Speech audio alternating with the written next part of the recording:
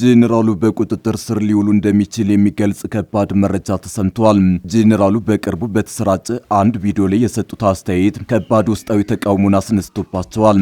ጄኔራሉ ተቆርጦ በወጣው ቪዲዮ ላይ ስለ ጦሩ ያጋለጡትን ሚስጥር ተከትሎ የተነሳው ተቃውሞ ጄኔራሉን በቁጥጥር ስር ወደ መዋል ሊሸጋገር ይችላል እየተባለ ነው። ጉዳዩን በተመለከተ የወጣውን ጥብቅ መረጃ ወደ እናንተ እናደርሳለን። ብልጽግና አሳካሁት ያለው እቅድ ውሃ በልቶታል። የዓለም ባንክ ብልጽግና አሳካሁት ያለው ነገር ሐሰት እንደሆነ አጋልጧል። ተቋሙ የብልጽግናን የፓርላማ ሪፖርት የሚቃረን አነጋጋሪ ኢኮኖሚ ሪፖርት አውጥቷል። ሰሙታላችሁ። ኢራን ዶናልድ ትራምፕን ለመግደል እያሴረች መሆኑ ተጋለጠ። አነፍናፊው የእስራኤል የስለላ ቢሮ ሞሳድ ስለዚሁ ጉዳይ ጥብቅ መረጃ ቀድሞ ደርሶኛል ብሏል። ታደምጡታላችሁ። በአዲስ አበባ ዩኒቨርሲቲ ትምህርታቸውን በመከታተል ላይ የሚገኙ ከትግራይ ክልል የመጡ ተማሪዎች በክልሉ አለ ባሉት አስገዳጅ የውትድርና ምልመላና የጸጥታ ስጋት ምክንያት ወደ ቤተሰቦቻቸው መመለስ እንደማይችሉ ገልጸዋል። ይህንን ተከትሎ የዩኒቨርሲቲው አስተዳደር የክረምት ማደሪያ ዶርሚተሪ እንዲፈቅድላቸው ጥያቄ ማቅረባቸውን ተከትሎ ምላሽ ሰጥቷል። በዝርዝር እነግራቸዋለን። አክብሮታዊ ሰላምታችን በያላችሁበት የዓለም ዳርቻ የረሳችሁ የተወደዳችሁ የአንድ አፍታ ሚዲያ ቤተሰቦች ከአንድ አፍታ ለአሁኑ መደመጥ አለባቸው ያልናቸውን ዜናዎች ወደ እናንተ የምናደርስበት ሰዓት ላይ ተገኝተናል። አብራችሁን ትቆዩ ዘንድ ግብዣችን ነው።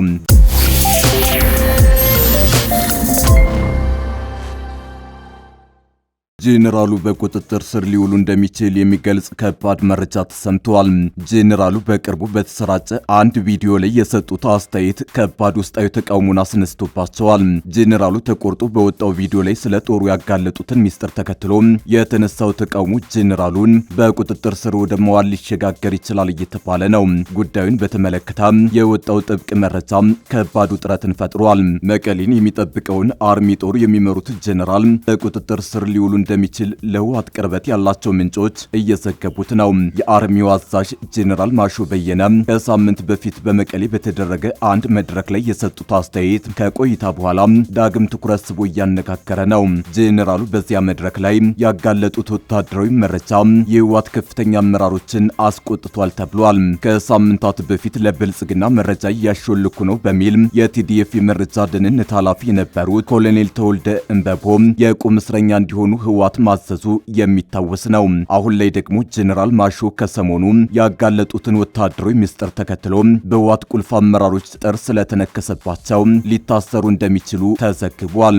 ጄኔራል ማሾ በወቅቱ ያጋለጡት ሚስጥር ሰሜን እዝን አስበንበትና አቅደንበት ነው ያጠቃ ነው የሚል ነው። ሾልኩ የወጣውን ቪዲዮ በተመለከተ የቀድሞ የመከላከያ ሚኒስትርና የአሁኑ የመስኖና ቆላማ አካባቢ ሚኒስትር ዶክተር አብርሃም በላይ አነጋጋሪ ሀሳባቸውን አጋርተውበታል።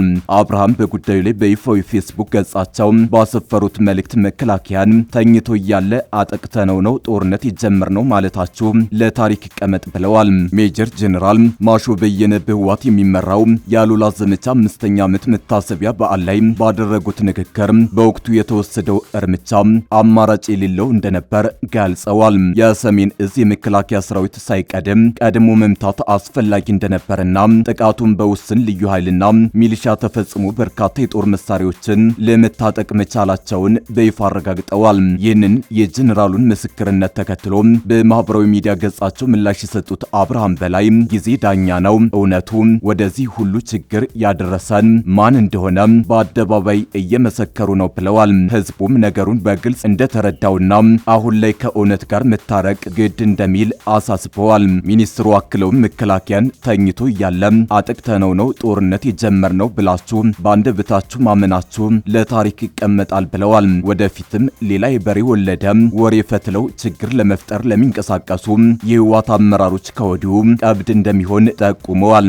የእውነት ፈትል ትቀጥናለች እንጂ አትበጠስም በማለት የጄኔራሉን ንግግር እንደ ትልቅ የታሪክ ማስረጃ የወሰዱት አብርሃም ዛሬም በውሸት የሚያደርጉት እንቅስቃሴ በቃ መባል አለበት ሲሉ ጥሪ አቅርበዋል። የጄኔራሉ ንግግር የሰሜን እዝ ጥቃትን አስመልክቶ ለዓመታት ሲነሱ ለነበሩ ክርክሮች የህወሓትን ቀዳሚ ጥቃት ሰንዛሪነት በግልጽ ያረጋገጠ ተደርጎ ተወስዷል። ጦርነቱን ቀድሞ ማን ጀመረው የሚለው ጉዳይ ዛሬም ድረስ አወዛጋቢ በመሆኑ አፈትልኮ የወጣው ቪዲዮ ለታሪክ ምዝገባ ትልቅ ዋጋ ያለው መሆኑ ተመላክቷል። ብልጽግና አሳካሁት ያለው እቅድ ውሃ በልቶታል። የዓለም ባንክ ብልጽግና አሳካሁት ያለው ነገር ሐሰት እንደሆነ አጋልጧል። ተቋሙ የብልጽግናን የፓርላማ ሪፖርት የሚቃረን አነጋጋሪ የኢኮኖሚ ሪፖርት አውጥቷል። የዓለም ባንክ ይፋ ባደረገው የሀገራት የገቢ ደረጃ ምደባ ኢትዮጵያን ዝቅተኛ ገቢ ካላቸው ሀገራት ተርታ መመደቧን አመላክቷል። ምደባው የተከናወነው በዓለም ባንክ አትላስ ዘዴ በሚሰላው የአንድ ሰው አጠቃላይ ሀገራዊ ገቢ መሰረት ነው።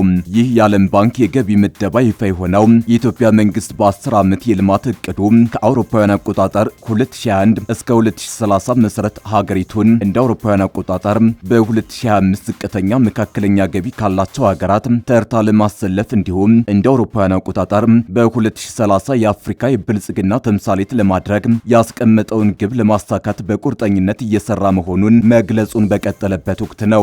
መንግስት ለዚህ ግብ መሳካት የግል ዘርፍ ማስፋፋትን፣ የኢንዱስትሪ ማኒፋክቸሪንግ እድገትን፣ የግብርና ትራንስፎርሜሽንን እና የነፍስ ወከፍ ገቢ ማደግን እንደ ዋና ምሰሶዎች ለይቶ አስቀምጧል። ጠቅላይ ሚኒስትር አብይ አህመድ ሰኔ 30 ቀን 2018 ዓ.ም በህዝብ ተወካዮች ምክር ቤት ቀርበው የመንግስታቸውን የ2017-2018 ዓ.ም በጀት ዓመት የሥራ አፈጻጸም ሪፖርት ባቀረቡበትና ከምክር ቤቱ አባላት ለቀረቡላቸው ጥያቄዎች ምላሽ በሰጡበት ወቅት የኢንዱስትሪና የግብርና እድገትን የኢትዮጵያ ኢኮኖሚያዊ ሽግግር ማሳያ አድርገው አቅርበዋል። በኢንዱስትሪ ልማት ዙሪያ ጠቅላይ ሚኒስትሩ የኢትዮጵያ ማኑፋክቸሪንግ ዘርፍ በከፍተኛ ለውጥ ማድረጉን የገለጹ ሲሆን መንግስት አጠቃላይ የማኑፋክቸሪንግ አቅምን ከ47 በመቶ ወደ 67 በመቶ ለማሳደግ ያደረገውን ጥረት ጠቅሰዋል። ይህ እድገት በከፊል አዳዲስ የኢንዱስትሪ ፓርኮች በመገንባታቸው የመጣ መሆኑንና ይህም በቀጥታ የውጭ ኢንቨስትመንትን ለመሳብ አስተዋጽኦ ማድረጉን ገልጸዋል። ጠቅላይ ሚኒስትር አብይ አህመድ አጠቃላይ የማኑፋክቸሪንግ አቅምን ከ47 በመቶ ወደ 67 በመቶ ለማሳደግ ሰፊ ጥናቶችና የድጋፍ ስራዎች ተካሂደዋል ያሉ ሲሆን በኮምቦልቻ በመቀሌና በሐዋሳ ከሚገኙ ነባር ተቋማት ጎን ለጎን 10 አዳዲስ የኢንዱስትሪ ፓርኮች መገንባታቸውን የኢትዮጵያን የኢንዱስትሪ መሰረት ማጠናከሩን ጠቅሰዋል። ጠቅላይ ሚኒስትሩ በዘርፉ ፈጣን እድገት ታግዞ በማዕድን 24 በመቶ፣ በማኑፋክቸሪንግ 20.3 በመቶና በኃይል 23 በመቶ እድገት ተመዝግቧል ያሉ ሲሆን መንግስት በመጪው ዓመት ከኢንዱስትሪ ምርቶች $1 ቢሊዮን የወጪ ንግድ ገቢ ለማግኘት ማቀዱን ይፋ አድርገዋል። ዓለም ባንክ ለ2019 በጀት ዓመት ምደባው ዝቅተኛ ገቢ ያላቸው ሀገራት የነፍስ ወከፍ ገቢ በ2017 $1175 ወይም ከዛ በታች አድርጎታል። ዝቅተኛ መካከለኛ ገቢ ያላቸው ሀገራት የነፍስ ወከፍ ገቢያቸው በ1176 እና በ4635 መካከል የሚገኝ ሲሆን ከፍተኛ መካከለኛ ገቢ ያላቸው ሀገራት ደግሞ በ4636 እና በ14375 መካከል ነው። ከ14375 በላይ የነፍስ ወከፍ ገቢ ያላቸው ሀገራት ደግሞ ከፍተኛ ገቢ ያላቸው ተብለው ይመደባሉ። የዓለም ባንክ እንደ አውሮፓውያን አቆጣጠር ከ1987 ጀምሮ የዓለም ሀገራት የገቢ ደረጃ ምደባ ከፍተኛ ለውጥ ያሳየ መሆኑን ጠቅሶ ዝቅተኛ ገቢ ያላቸው ሀገራት ድርሻ ከ30 በመቶ ወደ 11 በመቶ ዝቅ ማለቱን ገልጿል። ይሁን እንጂ ይህ ሽግግር በሁሉም ዘንድ እኩል ያልነበረ ሲሆን አንዳንዶቹ ሀገራት ከሌሎቹ በበለጠ ፍጥነት ከአንድ የገቢ ደረጃ ምደብ ወደ ሌላኛው መሸጋገራቸውን ባንኩ ገልጿል። የቅርብ ጊዜው መረጃው እንደሚያሳየው 6 ሀገራት ወደ ከፍተኛ የገቢ ደረጃ ምድባቸው የተሸጋገሩ ሲሆን ይህም ከኢኮኖሚ ቀውስ ማገገምን፣ በወጪ ንግድ የሚመራ እድገትንና የተሻሻሉ የኢኮኖሚ ግምቶችን ጨምሮ የተለያየ ኢኮኖሚ አቅጣጫን የሚያንጸባርቅ ነው።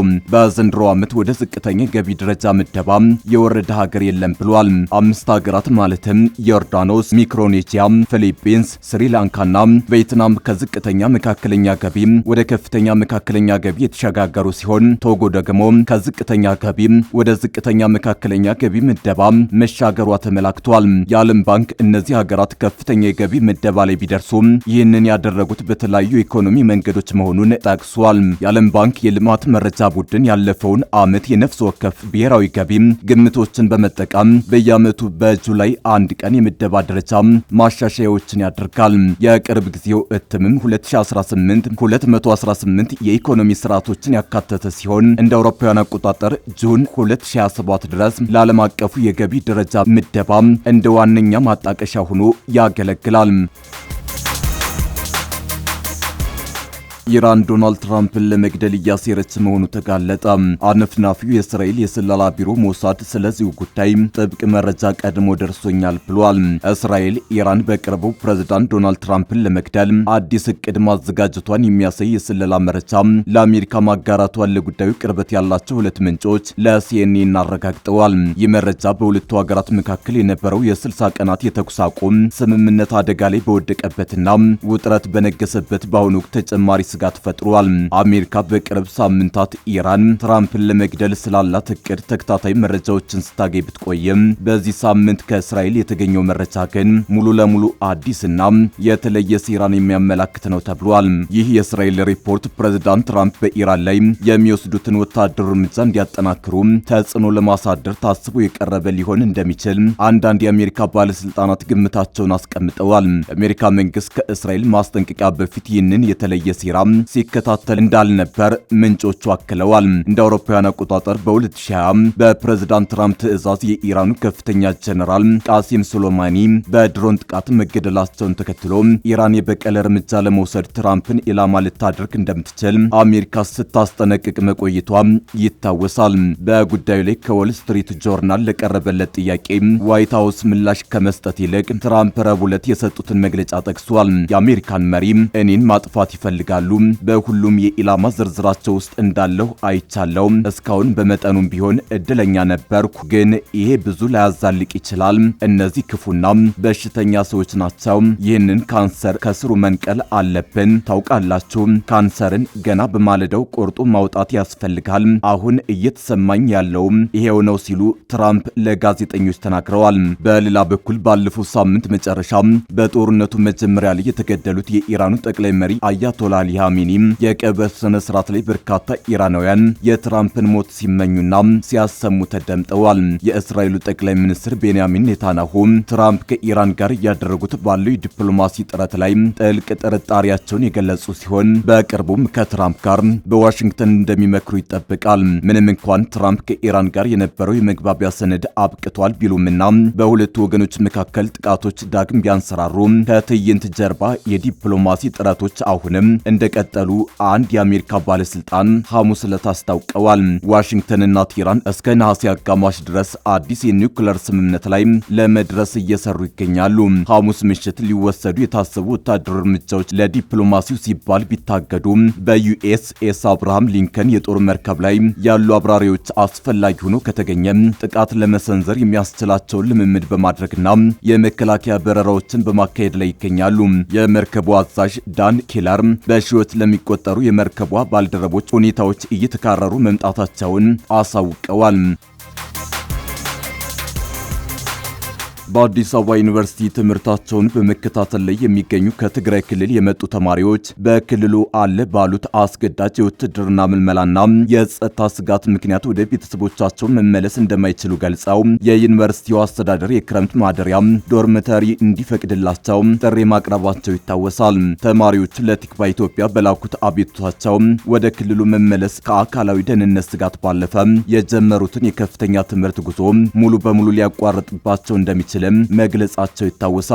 ይህንን ተከትሎም ተማሪዎቹ በግቢው ውስጥ ክረምቱን እንዲያሳልፉ የተፈቀደላቸው መሆኑ ታውቋል። ተማሪዎቹ ያቀረቡትን ቅሬታ ተከትሎ እስከሚቀጥለው የትምህርት ዓመት ድረስ አስፈላጊውን የምግብና የዶርም አገልግሎት እያገኙ በግቢው እንዲቆዩ የተፈቀደላቸው መሆኑን ተማሪዎቹ ገልጸዋል። አዲስ አበባ ዩኒቨርሲቲ የኮሚኒኬሽን ዳይሬክተር ኤልያስ ወርቁ ይህንኑ ለቲክቫ ኢትዮጵያ አረጋግጠዋል። ዳይሬክተሩ አስፈላጊው በጀት እንዲመጣ ተደርጎ ተማሪዎቹ በግቢ እንዲቆዩ ተደርጓል ነው ያሉት። አዲስ አበባ ዩኒቨርሲቲ አካዳሚክ ምክትል ፕሬዝዳንት ጄሉ ኦመር ተማሪዎቹ በግቢው ያሉ መሆናቸውን አረጋግጠዋል። ላቀረቡት ቅሬታ ምላሽ የተሰጠ መሆኑን በማረጋገጥ አስፈላጊ ነገሮች እየተደረጉ ይቆያሉ ሲሉ ተናግረዋል። ቲክቫ ኢትዮጵያ በትምህርት ሚኒስቴር የአካዳሚክ ጉዳዮች መሪ ስራ አስፈጻሚ የሆኑትን ኤባ ሚጄና የዩኒቨርሲቲው ተማሪዎች ያቀረቡት ቅሬታ ደርሷችሁ ነበር፣ በሌሎች ዩኒቨርሲቲዎች ያሉ ከትግራይ ክልል መጣው ትምህርታቸውን የሚከታተሉ ተማሪዎችስ ጉዳይ ተብለው ተጠይቀው ነበር።